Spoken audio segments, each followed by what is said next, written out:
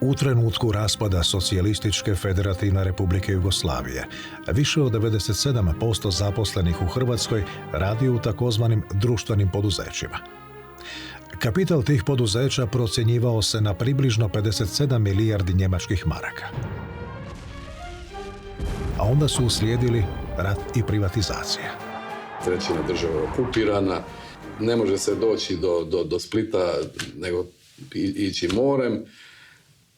Inflacija bjesni. Kad su raspisani prvi demokratski izbori, onda je praktički cijeli taj sustav ostao bez vlasnika. Bio je kao samoupravni ničiji, ali zapravo je to bilo sve skupa pod partijskom direktivom i kontrolom. Mi smo imali situaciju, ja mislim, nezabilježenu u povijesti da programnici završavaju u hotelima. To nigdje u svijetu ne možete naći. U Hrvatskoj nitko nije ostao pod šatorom ili pod vedrim nebom. Tako da su to su bile enormni troškovi. Bez obzira na agresiju na Hrvatsku, bez obzira na okupiranu skoro 1/3 hrvatskog teritorija, vi na ostalom dijelu niste imali praktički nikakvih nestašica, nisu uvedene nikakve redukcije. Sve se to odvijalo na jedan normalni način. Uz to kupovalo se oružje, dizala se hrvatska vojska. Dakle, postoji neki sustav upravljanja. On se raspao i trebalo je poduzećima naći, postojećim poduzećima koja su funkcionirala, trebalo je relativno brzo naći nekog novog vlasnika. I onda, naravno, za to nije postojao recept. Rasprava o modelu privatizacije u tom je trenutku podijelila i stručnjake i javnost. Mi smo to sve skupa A morali raditi, B radili smo to u užasno teškim okolnostima gdje nema ni MMF-a, ni Svjetske banke, niti ima investitora stranih, oni bježe, fizički su ugroženi u Hrvatskoj, a vi svejedno to morate provoditi. U ratu, kad se trebaju aktivirati svi potencijali jedne zemlje, mi idemo u privatizaciju gdje su jedni na bojišnici, a iza leđa im se oduzima radno mjesto, jer su propadale firme. U tom trenutku započele su i otvorene klanovske borbe oko utjecaja na proces privatizacije. Prodavali su im dionice na neku dugu otplatu, ali onda uopće nisu inzistirali na tome da se te dionice i plate. Sve to što smo mi imali je svedeno na nekretninu, na vrijednost zemljišta, ne? To nema dodane vrijednosti, nema organizacije, nema znanja. Znači, tu se već stvorila ta jedna zbilja izrazita klijentelistička struktura. Tu su isplivali stvarno neki mutni likovi, nedovoljno kompetentni da cijelu priču vode. Kupili su poduzeća radi nekretnina i mislim da to što se tada to nije sankcioniralo je bio najveća greška privatizacije. Ne samo privatizacija, nego loše provođenje privatizacije. Tko je mogao imati novac? Koji je to, odnosno ne novac, ajmo biti precizni malo, kapital. Koji je to kapital stvoren u socijalizmu? Pretvorba i privatizacija nije grijeh samo jednih. To je naprosto se ušlo nepripremljeno u taj proces. Mnogi će reći da se moralo učiti. To ne znam kako bi dokazali. U javnosti je prodala informacija da Tuđman želi stvoriti novu hrvatsku oligarhiju, sastavljenu od 200 bogatih obitelji. Ne, on je spominjao 200 obitelji u Francuskoj. Kad je bio prijedlog da se ide rasprodati društveno vlasništvo. I da će tu neki samo biti bogati, oni najspretniji. Onda je on rekao, ne trebamo se bojati bogatih. Treba se bojati siromašnih. Evo francusko gospodarstvo vode 200 bogatih obitelji. Ali nije rekao da ćemo mi imati 200, nego je spomenuo francuskih 200 bogatih obitelji. Pa ja sam mu rekao, ali tih 200 bogatih obitelji, oni se bogate 300 godina unatrag. A mi bi sad htjeli preko noći dobiti bogate. Njemu je ekonomija, pa onda samim time ni privatizacija nisu bili u fokusu njegovog interesa. On me jedan put pitao šta je više, Deutsche Marka ili dolar. Njega to ništa nije interesiralo, ali to mu zamjeram, jer ja da sam bio predsjednik države, moj bi praunuk bio miran. A on ekonomiju, po mom dubokom shvaćanju, nije čak ni duboko razumijevao, čak ni na osobnom planu. Često sam vidio da nije bio realan u odnosu na sam život. On nije odlazio u dućan, on je bio dosta izoliran u svom uredu. Sjećam se jedne anegdote, kad smo uvodili kunu, onda smo išli svi od Hrvatske narodne banke Jurišićevom prema trgu. Idemo sad u Krašev dućan i potrošiti te prve hrvatske kune. Jel? I došli smo u dućan, kupite si kaj hoćete, neke čokolade. I sad on ide na blagajnu platiti. I onda mi shvatimo odmah da on uopće nema toliko novca i uopće ne zna da je to ta cijena tih čokoladica i toga. I onda je uskočila gospođa Ankica i ona je to zapravo platila. Sve te priče da je sad Tuđman nešto krao, nešto muljao, nešto... Mislim, to je jednostavno smiješno, ne? Ako malo razumijete Tuđmana, to je smiješno, ne? To ne znači da se oko njega nije kralo, ne? Ali on nije krao. Tuđman nije vodio računa o ničemu drugom, nego samo kako će stvoriti Hrvatsku domovinu. Ja nikad nisam čuo za bilo koju drugu materijalnu i nematerijalnu imovinu koja je ostala iza Tuđmana. Mislim, možda neko zna, ja stvarno ne znam. Da postoji, vjerojatno bi se to u Hrvatskoj saznalo vrlo brzo. Predsjednik Tuđman u to je vrijeme trebao vladu koja će voditi kriznu ekonomiju. Bio mu je potreban i politički konsenzus u obrani Hrvatske. Inicirao je formiranje prve koalicijske vlade. Tuđman je to učinio pametno, morao je i time si osigurao leđa. Mene su zvali, on osobno, u vladu. Ima jedna neobična, jedan zapisnik sa predsjedništva HDZ-a, gdje Mesić veli, pa nećemo valjda tog gangstera u vladu, ne? A Tuđman odgovara, Boga mi hoćemo, ne? Ako se već igramo demokracije, citiram Tuđmana, ne? Ako se već igramo demokracije, onda ćemo poštivati pravila igre, ne? Ja sam odbio, nisam to mogao tada. Sjedili smo dole u kabinetu kod pokojnog predsjednika. Savka sjedila s jedne strane, Račan s druge strane. Ja sam sjedio do Savke, a Tuđmanu smo činili stolicu na čelu. I sad kad je to više manje bilo gotovo, dolazi predsjednik Tuđman i kaže, dobro, jesmo onda dogovorili da potpišemo taj sporazum. Tuđman je već uvodno u nekoliko rečenica pokazao da on točno zna šta mi radimo, šta smo radili, šta znamo, šta ne znamo, šta su naši... Dakle, u par minuta, potpuno pripremljen, ne, izvanredno, ne. Tako da, ja sam s njim bio često fasciniran, moram reći, ne. Pa, Račan prvi rekao, da, dogovorili smo predsjedniče, mislim da je to dobro, da to treba biti, usaglasili smo se, prihvaćamo prijedloge koji su ovdje dati. Ja u ime SDP-a nemam nikakvih prigovora tome. Tuđman i Račan su dva lica iste medalje. Jer rezultat u Hrvatskoj u gotovo svim aspektima ne bi bio moguć bez Račana. Ne? Kao što naravno ne bi bio moguć ni na kakav način bez Tuđmana. O Račanu je začudo, ja bih rekao začudo, Tuđman mislio da je jedan od rijetkih koji razumiju politiku. Recimo, cijenio je Budišu, ali za Budišu je znao reći da baš nije talentiran za politiku. A za Račana je govorio da se razumije u politiku.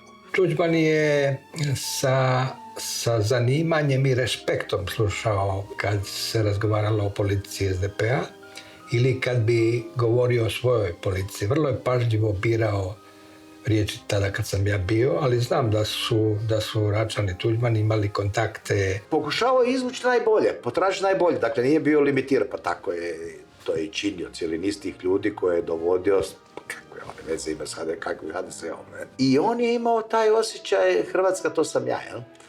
Dakle, nije ono stranački sitno. Mislim da takvo viđenje Račana po svoj prilici proizlazi iz činjenice da je tu riječ o politici u smislu političke taktike, a ne u smislu sadržaja. I da je Račan imao iskustvo iz komunizma, kako je imao uostalom i Tuđman. I da su se po svoj prilici obojica političkoj taktici naučila na iskustvu iz komunizma. Osobni odnos predsjednika Tuđmana i Ivice Račana omogućuje političko jedinstvo u obrani Hrvatske, iako su razlike postojale. Rat u Bosni i Hercegovini te je razlike učinio gotovo nepremostivima. Osim same agresije velikosrpske na Hrvatsku, Bosna i Hercegovina je bilo vjerojatno najsloženije pitanje s kojim je Tuđman bio suočen. Mi smo bili prva stranka koja se pojavila, dakle, u Bosni i Hercegovini, svi su bili u mišjim rupama. I čak i ove vojne inicijative, i Karadžić, i Alija Izetbegović. Sjećam se kad je moj rahmetli otac došao sa prvog sastanka s njim u Zagrebu, posjetio je centralu HDZ prije prvih izbora višestranačkih. Tuđman mu je rekao da su Bošnjaci, odnosno muslimani, Hrvati u stvari, da će glasati svi za HDZ. Mi se tome nismo mogli načuti. Budimo pošteni. SDA je Izetbegović formirao u Zagrebu, okupio ljude tu u Zagrebu, tu je bio ambijent gdje je to moglo napraviti, ali ne u Sarajevu. Niti u Beogradu. Pa da se zna to. Ja mislim da je Tuđmanova bosanska politika bila pogrešna, da je poremetila odnose u Bosni i Hercegovini i da se mi još uvijek nismo izliječili od posljedica te situacije. On je mislio da je Bosna i Hercegovina Jugoslavija u malom. I da Bosna i Hercegovina u takvom vidu ima sve one iste mane koje su 2 puta u povijesti razorile Jugoslaviju. Bošnjaci su iz nekih razloga bili vjerojatno najubjeđeniji i najuporniji Jugoslaveni. Mi smo u stvari prvo imali ambiciju da se pokuša sačuvati Jugoslaviju, jer Bošnjaci su muslimani živjeli diljem Jugoslavije. Onda kada to nije išlo, onda smo odsudnu borbu vodili za obranu cjelovite Bosne i Hercegovine.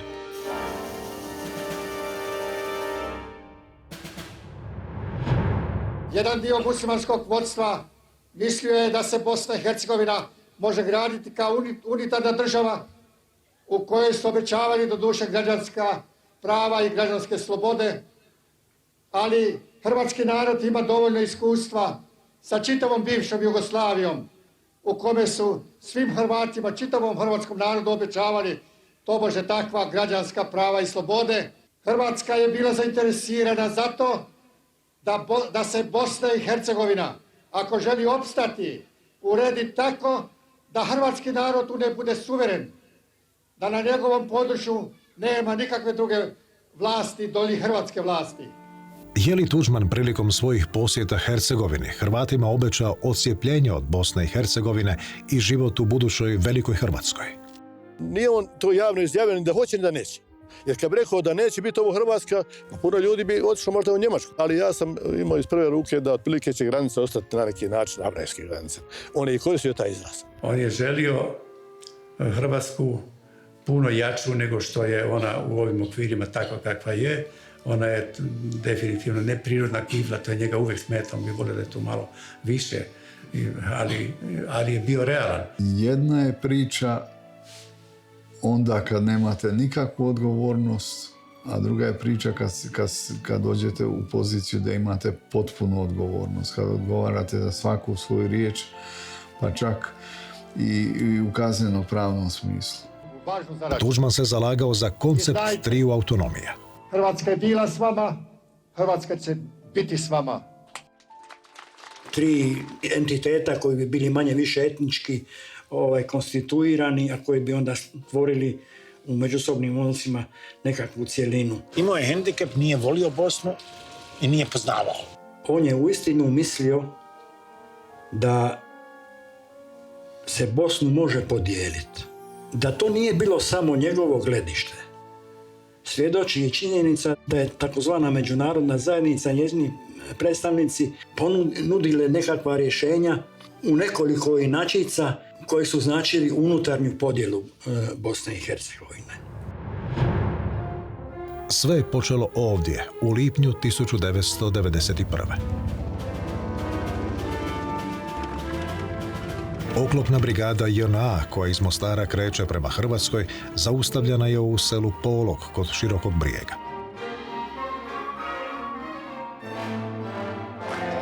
Okupljeni Hrvati ne dopuštaju prolaz tenkovima prema granici.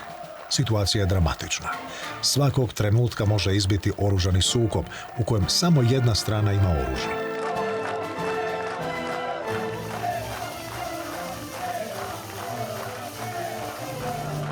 Očekuje se dolazak članova predsjedništva Bosne i Hercegovine. Zove me narod odozdo, a došli agenti JNA, po mene i ministra obrane Jerka Doku, da idemo dole. Ja ne znam, kažem ja njima dobar dan, oni kažu, gdje ti je falje, nisu Marije, tako to. Ja kažem, falje, nisu Marije. Ja zovnem Aliju da dođe, to je njegova država. On kaže, rekao mi je Kadijević da se ne miješa. Ja kažem, slušaj, dolazi vam. I Izetbegović je konačno došao.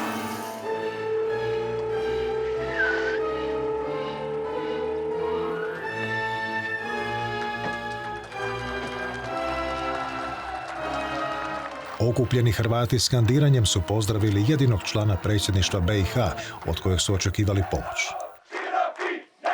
Prizor kakav se u Hercegovini više neće ponoviti. Vi ste moj narod, ja sam vaš.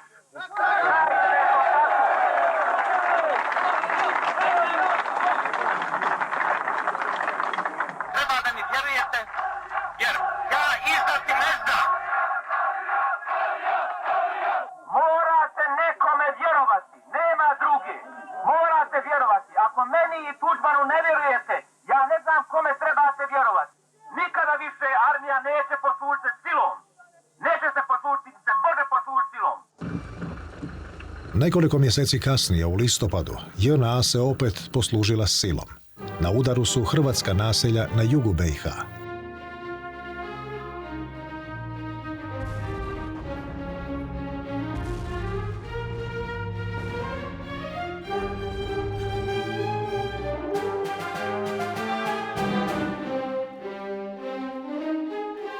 Javnost je uzalud čekala reakcije predsjedništva i vlade u Sarajevu. Dani su prolazili u šutnji. Je li Izetbegović ipak izdao Hrvate? Bivši sportski novinar, a tada član predsjedništva BiH Stjepan Kljujić, iznosi argument koji to potvrđuje. Premijer Jure Pelivan je stavio na dnevni red pitanje Ravnog i tražio da se formira vladina komisija koja će otići na teren i podnijeti izvještaj. Potpredsjednici vlade iz reda muslimanskog naroda, Mahmud Čajić i Čengiz, su ustali i tražili da se to skine iz dnevnog reda, a srpski ministri su pljeskali. A Izetbegović je u to doba izjavio da to nije problem za Bosnu i Hercegovinu. Otuda proizlazi taj odnos prema Izetbegoviću koji se bitno mijenja nakon toga. Za to vrijeme srpski pobunjenici i Jugoslavenska narodna armija svakodnevno krše primirje u Hrvatskoj. Granice Velike Srbije rastu i jačaju iz dana u dan. Predsjednik Tuđman 5. listopada 1991. konačno upućuje opći poziv na mobilizaciju. U ovom teškom trenutku i na povijesnoj prekretnici pozivam vas, braćo i sestre, da ispunite svoju svetu dužnost u obrani domovine. Budimo složni u borbi za slobodu naše hrvatske zemlje, našega mora i neba nad jedinom i vječnom nam Hrvatskom. 24 sata nakon Tuđmanovog poziva na opću mobilizaciju iza Sarajeva stiže posebno obraćanje predsjednika predsjedništva BiH Alije Izetbegovića s posve drugačijim porukama. Nepoštovanje prekida vatre i najava novih masovnih mobilizacija na objema stranama vidite i u zemlji i u Bosni i Hercegovini i s one strane Save i Une najavljuju još krvaviji rat. Ovo što se događa je djelo bezumnih ljudi koji ne mogu da se dogovore o miru. Ono što možemo učiniti je to da odbijemo da učestvujemo u ovom bezumlju. Ja ovim proglašavam neutralnost Bosne i Hercegovine u ovome ratu. Zapamtite, ovo nije naš rat. Ni danas nije posve jasno kome se u ime predsjedništva Bosne i Hercegovine obraćao Alija Izetbegović i što je zapravo htio poručiti javnosti. Vi ne znate na što on misli. S ove one strane Unije, agresija, građanski rat. Građanski rat, jel? U BiH agresija, ali u Hrvatskoj je bio građanski rat. Moj otac je rekao da poziva momke iz Bosne i Hercegovine da se ne odazivaju da to nije naš rat. Poslije toga su povećani spiskovi ljudi na nivou opština su bili, tako da ih nisu mogli regrutovati. Moj otac se time izložio. U to vrijeme je bila zapriječena smrtna kazna za ugrožavanje vojne snage, odbrambene moći države. I mislim da je time se krucijalno u stvari pomoglo Hrvatskoj. I Bošnjaci koji su nastojali izbjeći taj rat i koji se već distancirali i od Hrvatske i Srba i Srbije i pokušavajući se postaviti neutralno u smislu ovo nije naš rat. Međutim, pokazalo se da i takako je. Nakon međunarodnog priznanja BiH u travnju 1992. srpsko vodstvo uz pomoć Jugoslavenske narodne armije organizira oružanu pobunu i proglašava svoju državu Republiku Srpsku Bosnu i Hercegovinu. Dojučerašnji partneri SDA i HDZ BiH ne mogu se dogovoriti oko unutrašnjeg ustroja zemlje. Alija Izetbegović zalagao se za unitarnu, takozvanu građansku koncepciju Bosne i Hercegovine. A onda je rekao još jednu rečenicu koju je više puta ponavljao na tim predizbornim skupovima, kasnije i u Skupštini Bosne i Hercegovine, a ona je glasila ili građanska republika, odnosno ili građanska država, ili građanski rat. Ideja koja je vodila bosansko-muslimansko vodstvo uvijek bila ideja posebnosti Bosne i Hercegovine, naravno s mjestom za druge unutar integralne Bosne i Hercegovine, ali nikako podjela Bosne i Hercegovine. Vodstvo HDZ-a u Sarajevu podržavalo je Izetbegovićev koncept građanske Bosne i Hercegovine i suprotstavilo se Tudžmanu. To je potpuno normalno, jedan građanin, jedan glas, ali to zahtijeva jednu emancipaciju društva. Mi nismo imali emancipaciju društva. I onda je predsjednik Tudžman rekao, pa čekajte, Stjepan Kljuić je na mjestu predsjednika, a njegova je žena muslimanka, a navodno da ona ima puno utjecaja na njega. Gospodin Kljuić je bio dosta povezan sa gospodinom Izetbegovićem. Pokojni predsjednik se ljutio da on bi znao reći Kljuić viri sve sa Alije Izetbegovića. Kljuića su Bošnjaci i bosanski Hrvati voljeli. Hercegovački nikada ne. Kljuić je dijete ove čarši, a možda nije po mjeri gospodina Šuška. Iza smjene Stjepana Kljuića stajao je Gojko Šušak, bivši politički emigrant, jedan od osnivača HDZ-a. Odrastao je u Širokom Brijegu.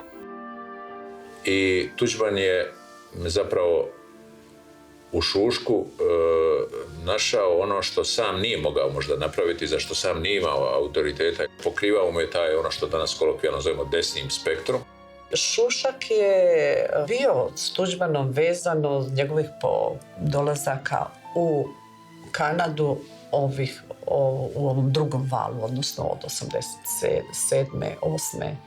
i 9. On, koliko je meni poznato, nije javno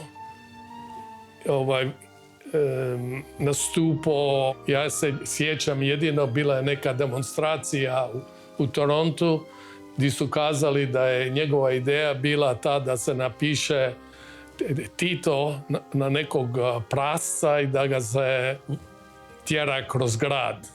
Kad je Tudžman bio u Torontu, bila je jedna večera u jednom restoranu, dugi stol, 20-30 stolica i prvi je sjeo Tudžman, zapravo prvi došao. I ulaze ovi glavešine emigranski i veli svi zastaju. Niko neće prvi da ide, jer ako sjedne daleko od Tudžmana krivo će se shvatiti, ako sjedne blizu opet će se krivo shvatiti. I veli, prvi se ohrabrio Šušak i brzim koracima je došao do Tuđmana, sjeo kraj njega, pružio mu ruku, počeli su razgovor. Nije nemoguće da taj prvi jedan doticaj između Tuđmana i Šuška simbolizira na neki način cijeli njihov kasniji odnos. Na prijedlog predsjednika Tuđmana, Šušak je prvo imenovan hrvatskim ministrom iseljeništva, a onda postavljen na puno utjecajniju funkciju u vladi, onu ministra obrane. Ono što me zbunjavalo u njegovoj politici je taj spoj između komunista i ustaša. Taj njegov odnos sa Šuškom bi ja zapravo usporedio s odnosom s Brunom Bušićem. On je našao čovjeka, uvjetno rečeno s druge strane, sa onog drugog političkog, ideološkog spektra, koji je dijelio njegovu viziju budućnosti i Šušak se tu pokazao kao vrlo vjeran suradnik. Odnos između Tuđmana i Šuška je bio vrlo prijateljski, prisan, dosta ležeran, ali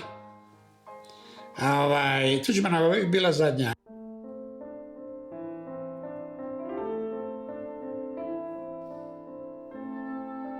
U vrijeme rata skoro pa svaki dan zadnji posjetitelj je bio Šušak koji bi dodatno referirao predsjedniku što se zbiva na bojištima.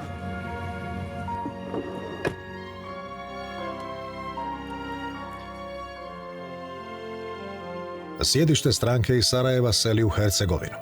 Na prijedlog Gojka Šuška za predsjednika je imenovan Mate Boban, ekonomist iz Gruda. Nikada ništa nismo tražili nego pravo, svoje hrvatsko pravo na Bosnu i Hercegovinu. Jednako pravo naspram drugoj dvojici. Politika HDZ-a Bosne i Hercegovine sve je dalje od službenog Sarajeva. Boban je bio jedan mali, inferioran čovjek. On je još više napravio od HDZ-a, još veću provinciju, kad je sveo centar HDZ-a na Grude. Jel? Čak i Mostar je bio predaleko. Samo kad sam saznao da dolazi Boban, razgovarao sam sa Nikicom Valentićem. I rekao sam, šta ti znaš o Bobanu? Meni je rekao Nikica Valentić, pa čuj, ja to najbolje znam. On ima 32 prijave, krivične prijave zbog privrednog kriminala. I mene čudi da je Tuđman prihvatio Bobana za predsjednika HDZ-a Bosne i Hercegovine. Ja sam pitao Nikicu Valentića, pa kako ti to znaš? Pa kaže, ja sam ga branio. U lipnju 1991. dok jugoslavenska armija pali hrvatska sela u Hercegovini, Izetbegovićeva SDA osniva Patriotsku ligu, bošnjačku oružanu formaciju koja će kasnije dobiti naziv Armija Bosne i Hercegovine sa zapovjedništvom u Sarajevu. Kad se rat nazirao, muslimani su osnovali Patriotsku ligu kao vojno krilo i muslimanska vijeća kao politički, da kažem, organizaciju. Srbi su osnovali autonomne pokrajine, razne SAO. Bošnjaci nisu ušli u rat, rat je ušao u Bosnu. Dakle, nismo mi imali izbora. Ali je Izetbegović. Ja mislim da je on imao najslabije karte, ali da su njegove intencije bile anđeoske, u to ne vjerujem. Nikada Alija Izetbegović nije želio multinacionalno. Ima mnogo knjiga o njemu i ima mnogo knjiga koje on napisao. Svugdje ćete naći jednu formulaciju. Slobodna i demokratska, nigdje multinacionalna. Druga dimenzija tog problema je taj što su svi napadi na Hrvatsku gotovo dolazili iz Bosne i Hercegovine. Predsjednik Tuđman zbog toga traži da se Hrvati u susjednoj državi što prije vojno organiziraju, kako bi se uspostavila jedinstvena fronta prema neprijatelju. Mi dijelimo sudbinu s Hrvatskom, rat u Hrvatskoj je i naš rat, on se nas itekako tiče. Kad rat u Hrvatskoj traje, kad je ravno sravnjeno, kad Izetbegović kao predsjednik države kaže da to nije naš rat, kad se odavde namjera predsjednik Hrvatska, šta je drugo bilo izbora? Nama nema ko braniti, to se mi sami. I dok se fronta u Bosni i Hercegovini tek otvarala, Hrvatska proživljava svoje najteže dane. Morate znati da je gorilo po cijeloj Hrvatskoj. Ne?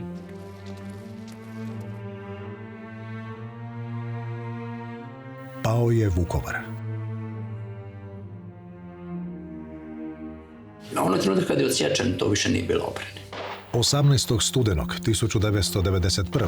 na dan ulaska Jugoslavenske armije u Vukovar, HDZ BiH donosi odluku o osnivanju Hrvatske zajednice, a kasnije i Republike Herceg-Bosna. Uslijedilo je formiranje i vojne organizacije Hrvatskog vijeća obrane. And there is now a lot of discussion as to whether Herceg-Bosna was a good thing or a bad thing. But what I would say is that at the beginning of the conflict, if Herceg-Bosna had not actually operated as a separate command post for the HVO, then the Serbs would have just moved in and destroyed the Bosniaks throughout. In that sense, Herceg-Bosna actually saved Bosnia. Politička rasprava o unutarnjem ustrojstvu Bosne i Hercegovine u trenutku se pretvorila u krvavi rat Bošnjaka i Hrvata.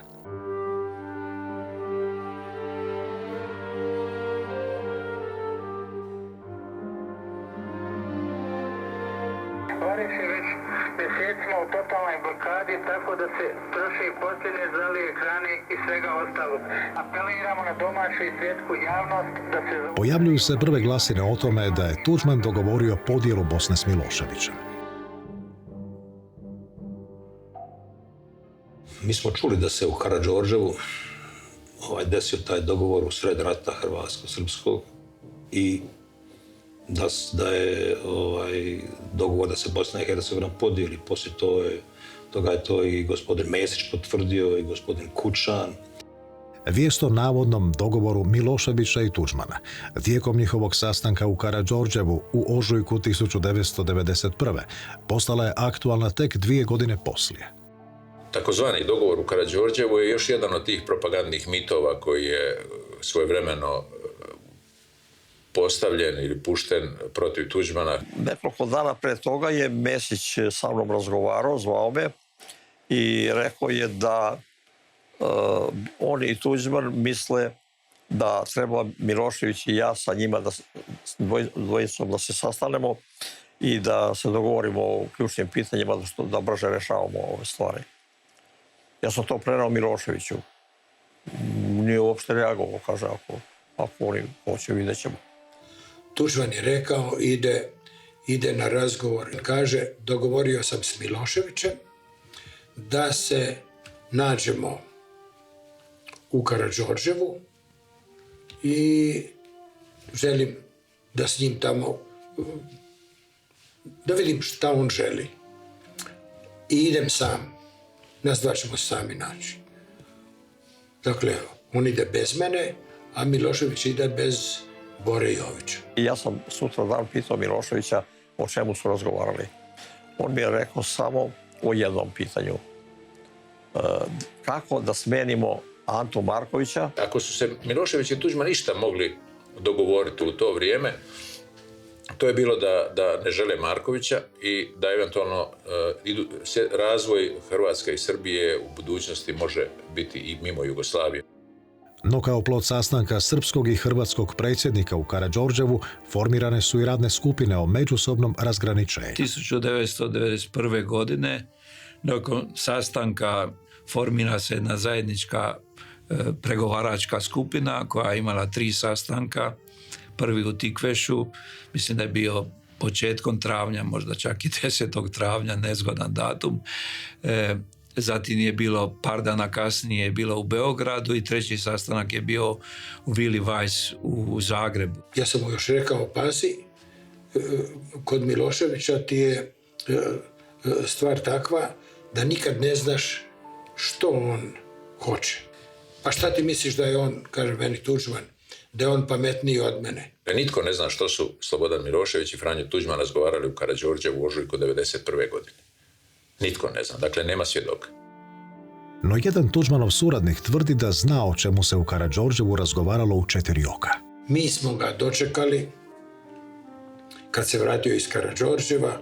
On je došao sa svojim šefom kabineta, šefom ureda, to je Šarinić. I tako, sjedili smo za stolom, bile su kave, čajevi, dosta je toga bilo na stolu, ajde, raščiste. Tuđman je ozaren došao. On nije znao glumiti. Crvenu licu. Očistite stol. Hrvoje stavi mape. Hrvoje stavio mape. Neki ljudi su kasnije govorili da postoje vrpce, da je taj razgovor snimljen i da su ih oni čuli, pa će ih oni pustiti, pa su kao prijatelji valjda time. Prošlo je od toga 28 godina. Doista, da je isto tako postojalo, nema nikakve sumnje da bi do sad bilo više puta objavljeno.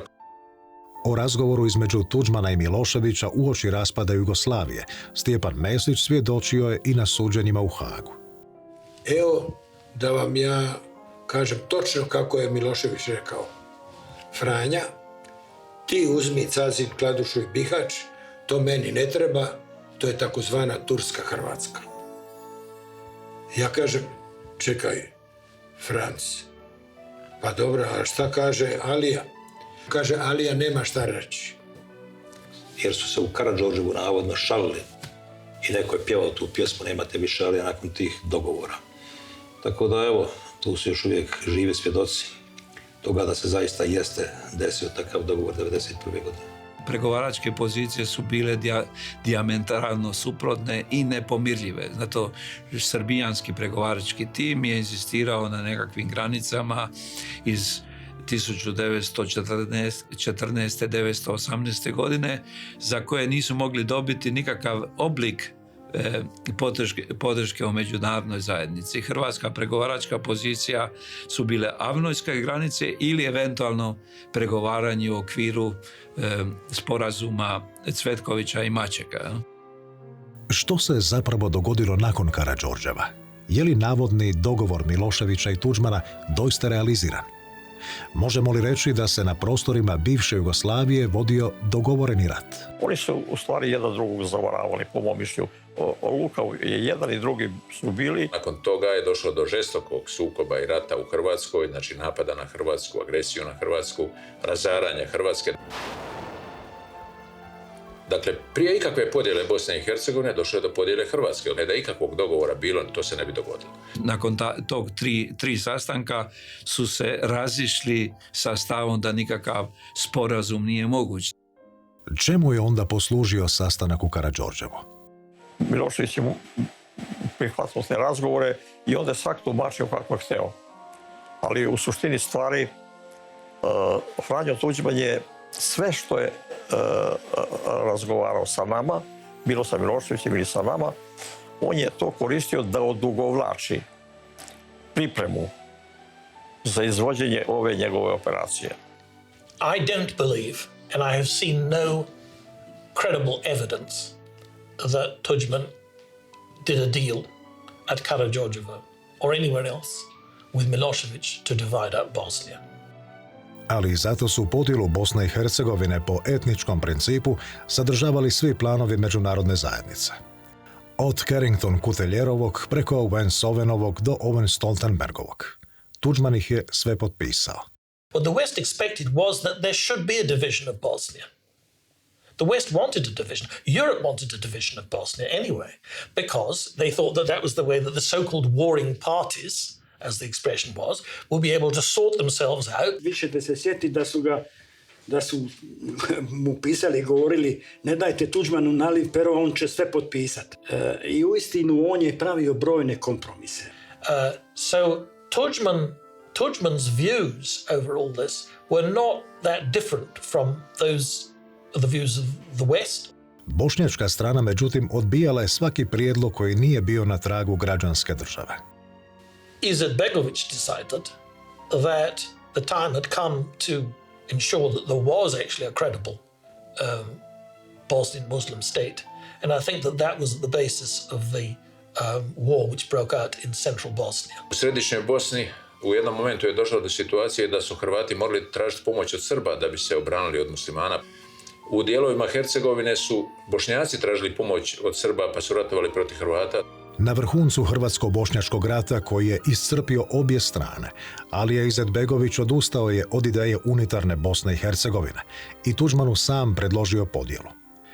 Dogodilo se to na sastanku hrvatsko-bošnjačkog rukovodstva u Bad Godesbergu uoči početka ženevskih pregovora 1993. godine. Čim je počeo sastanak, pokojni, dakle Alija Izetbegović je rekao: predsjedniče Tuđman, ja vam predlažem da južno od prozora do Neretve uzmete sve i da mi uzmemo srednju Bosnu, a onda ćemo se mi obračunati sa Srbima. To isto. Ja sam gledao predsjednika, čekao sam šta će reći, predsjednik je rekao ne možemo mi, dakle, ne dolazi u obzir, ali ja odbijam. Radi Srednje Bosne, Hrvata u Srednjoj Bosni, mi ne možemo to Hrvatima u Srednjoj Bosni učiniti. Odbijam. To isto se je ponovilo 19. u Ženevi na sastanku. No priča o navodnom dogovoru Milošević-Tuđman kotrljala se i dalje. S novim detaljima. Jedan od njih bio je i specijalni telefon za vezu, kojeg su navodno za tajne razgovore koristili samo Milošević i Tuđman. Dolaze u Zagreb specijalisti iz Ministarstva unutrašnjih poslova Srbije, u uredu predsjednika instaliraju poseban telefon kojim je komunicirao Tuđman i Milošević. Taj telefon je bio dok ja nisam izabran za predsjednika. Ja sam to kasnije saznao. Da je Milošević sa Tuđmanom često razgovarao telefonom. To nije ništa strašno, to je normalno, nije crveni, normalni telefon. Mislim da se previše mistificira da je Tuđman bio na dnevnoj vezi s Miloševićem, što nije točno, ali je definitivno točno da je Tuđman rekao, sa svakim se mora pregovarati i razgovarati. Da jedna žrtva manje padne. On je morao naći načina kako će razgovarati, bez obzira je li to Jovan Rašković u jednoj fazi ili je to Slobodan Milošević u nekoj drugoj. U kakvim su odnosima privatno bili nacionalne vođe zaraćenih naroda? Može li se reći da su ti odnosi utjecali na njihovu politiku? Izetbegović i Tuđman na nekoj ličnoj razini nisu dobro funkcionisali. Nije bilo, da tako kažem, hemije između njih. Potpuno različiti ljudi. Očito su iritirali jedan drugoga. Može se reći da se Miloševićem intimnije razgovarao. Jer on je, Milošević je njega zvao Franjo, a on njega Slobo. Predsjednik Tuđman se držao malo suzdržano i onako ozbiljno kakav on već jest, a dok je ovaj Milošević bio blagoglagoviljiv, onako slatkoriječiv, bizantijski slatkoriječiv. U Dejtonu se Milošević prošao po tome koliko je bio šarmantan, kako je svi zabavljao, svirao je klavir, pušio kubu kod Tito, pio viski. Znate, vi biste rekli da s njim možete sve dogovoriti, a pokolj je trajao, nije prestajao sa srpske strane. Od toga Miloševića. Pričao je o tome kako ne može bez mora, da on mora svake godine biti u Dubrovniku, inače nije potpun čovjek. Milošević je bio jedan inteligentni baraba, a Franjo Tuđman kruti oficir. Franjo Tuđman je bolovao od te oficirske bolesti. U tom času mi se učinilo da Tuđman nekako nije dorastao tom jednom verbalnom žongleru. Međutim, pokazalo se u konačnici da mu je ne bio dorastao, nego da mu je bio i superioran. Uopšte nije imao želje niti smisla da se našli da na humorističan način bilo što gleda, on je bio preozbiljan jedan čovjek, krut, potpuno drugačiji od mog oca, oni nisu mogli da nađu frekvenciju. Međutim, uspjevali su da uspostave dogovor. Izetbegović se izdvajao i po još jednoj osobini. Za razliku od Tuđmana i Miloševića, nikad nije bio član komunističke partije. Jednom je jedan novinar, gledali smo fotografiju jednog od onih sastanaka iz 1991. godine, svih 6 na okupu, pokazao prstom na Aliju Izetbegović, rekao, ovo je jedini koji vjeruje u Boga. To je ta razlika. On je bio fanatik vjerski od muslimanskih intelektualaca i tražio je prije svega vjersku orijentaciju. Alija Izetbegović je primarno bio istinski vjernik, islamist, više nego nacionalist. čovjek koji je živio islam. To je bio razlog zašto je olako prihvatio mudžahedine kao islamske borce. Vama velika hvala ispred ovog naroda. Vi ostajete njegov ponos i njegova nada.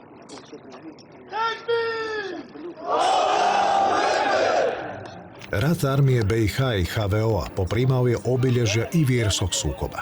Na obje strane uništavane su crkve i sakralni objekti. Jasno da je situacija u Bosni bila problematična i da je Sveta stolica bila zabrinuta ratnim sukobima koji su se onda još više komplicirani ratom između Hrvata i muslimana. Novo rukovodstvo HDZ-a BiH, koje je predstavljao Mate Boban, bilo je politički ekstremnije. Upravo jedna oholost koja je pokazao Boban, mi ćemo njih za 3 dana srediti, to je zastrašujuće bilo, pogrešno. Uslijedio je i diskretni zahtjev crkve predsjedniku Tuđmanu da smijeni Matu Bobana, predsjednika Hrvatske Republike Herceg-Bosna. Naravno da je Kuharić, znajući koliko je to šteti hrvatskom narodu kao cijelini, dakle i onima u Bosni i Hercegovini i u Hrvatskoj samoj, može štetiti, on je reagirao.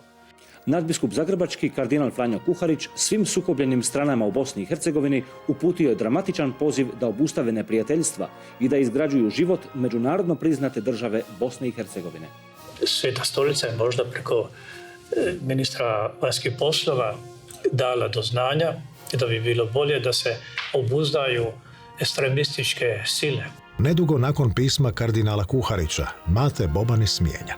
Poslije toga je predsjednik sa mnom u četvrtak razgovarao. Kaže, Mate je u dobrom kontaktu sa Srbima, a šta misliš, da li da bude zadužen za Srbe kod tebe u ministarstvu kao veleposlanik? Ja sam ga pogledao, samog predsjednika, on se nasmijao, dobro, otići će u gospodarstvo. Pritisci na Tuđmana time nisu stali. Jedna grupa nas u HDZ-u, računajući i tadašnju opoziciju, nismo bili zadovoljni sa politikom prema Bosni i Hercegovini. Grupa nezadovoljnika u HDZ-u, predvođena Josipom Manolićem i Stjepanom Mesićem, pokušat će smijeniti i Gojka Šuška, čiji je utjecaj kod predsjednika rastao. Kada im to nije uspjelo, udružili su se s parlamentarnom oporbom da smijene samog predsjednika Tuđmana. Glavnu ulogu u toj cijeloj priči je imao Joža Manolić. On je bio mozak, čovjek koji je imao ozbiljnih analitičkih osobina, imao ogromno životno iskustvo, političke kontakte i obavještajne kontakte vrlo razgranate i on je tu već mogao strateški razmišljati. Ne radi se o nikakvom državnom udaru. I nismo bili zadovoljni sa mnogim odlukama koje je Sabor donosio na zahtjeve predsjednika Tuđmana. Taj puč, kako ga kolokvijalno zovemo, je i sasvim drugi razlog. To nema veze sa politikom Franje Tuđmana u Bosni i Hercegovini, ni rata s muslimanima. Jel? Oni su se osjetili da su marginalizirani. Ova struja, da je nazovem lijeva u HDZ-u, lijevo krilo, htjeli su da kontroliraju sve procese, htjeli su Tuđmana za sebe. Dakle, niko nije dirao predsjednika Republike, nikakav državni udar, to su sve bljezgarije. Sve ono što miriše na Radićevštinu i Starčevčanstvo, to treba maknuti struktura vlasti. Zapravo, lijeva frakcija u HDZ-u pokušala je dovesti do ustavnih promjena koje bi bitno umanjile ovlasti predsjednika države. Tuđman više ne bi mogao sam donositi ključne političke odluke. Dakle, sve što bi Tuđman predložio, to je u Saboru bilo prihvaćeno praktično bez ikakve rasprave. Mi smo predlagali Tuđmanu da imamo pravo formirati jednu frakciju u okviru kluba HDZ-a. Tuđman je bio protiv toga. Tako, dakle, da su ti postupci bili vidljivi kroz cijelo vrijeme, a 1994. je bila samo kulminacija kada su oni procijenili da je došao trenutak da se može, dakle, cijela strategija je bila da se dobije saborska većina i da se ide na promjenu Ustava. Dakle, to je bila ideja. Inicijativa Manolića i Mesića brzo je dobila podršku parlamentarne oporbe. Broj ruku u Saboru koje bi mogle glasati protiv Tuđmanovih odluka bio je sve veći. Za puč Mesić-Manolić zapravo smo doznali onog trenutka kad su oni blokirali rad Hrvatskog sabora. Oni su napravili situaciju takvu da nema ko otvoriti sjednicu Sabora. U jednom trenutku su oni imali većinu među zastupnicima. Dakle, bilo je ključ priče dobiti većinu u zastupničkom domu. I po broju potpisa i ljudi koje smo mi iz kuloara i na razne načine znali ko je sklon Joži, a ko je sklon Tuđmanu, to je bilo lila. U Saboru i u HDZ-u zavladala je prava paranoja. Pomno se pratio svaki, pa i slučajni susret s nekim iz suprotnog tabora. Nisam dao nikakav znak da namjeravam preći u tu grupaciju. Ja znam da je to predsjednika mučilo i to sam vam rekao. Da ne bi slučajno se ja na bilo koji način aktivirao u ovom društvu hrvatskih novih demokrata uz Mesića i Manolića. Naravno, to je bio vrlo bitan Gregurić, čitav niz drugih ljudi. Ja sam jasno da sam rekao da to ne dolazi u obzir. Prebrojavalo se na terenu, u županijskim odborima, u općinskim organizacijama, u Saboru, ko je čiji. I mi smo onda išli na formiranje nove stranke. Za formiranje frakcije imali smo preko 30 zastupnika koji su se htjeli na taj način priključiti ovoj akciji. Hrvatske nezavisne demokrate, novu stranku koju je vodio Josip Manolić, činili su uglavnom pripadnici lijeve HDZ-ove frakcije. Predsjednik Tuđman sada je vodio bitku i za HDZ. Tome se kao i uvijek posvetio temeljito i planski. Uoči zasjedanja Sabora na kojem je trebao izgubiti ovlasti, uspio je pridobiti većinu zastupnika. Tuđman je razgovarao sa svima koji su sudjelovali, od 35 došlo je do 10 i tih 10 zastupnika u kojoj sam bio i ja i plus opozicija nismo imali većinu. Tuđmanov razlaz do jučerašnjim suradnicima, prijateljima i osnivačima HDZ-a otvarao je put novim političkim odlukama, onima koje će dovesti do konačnog oslobađanja Hrvatske. Dakle, da je uspio parlamentarni udar, dakle državni udar 1994. Jedna stvar je apsolutno sigurna. Nikad ne bi bilo Oluje i nikad ne bi bilo vojnog oslobađanja okupiranih hrvatskih teritorija.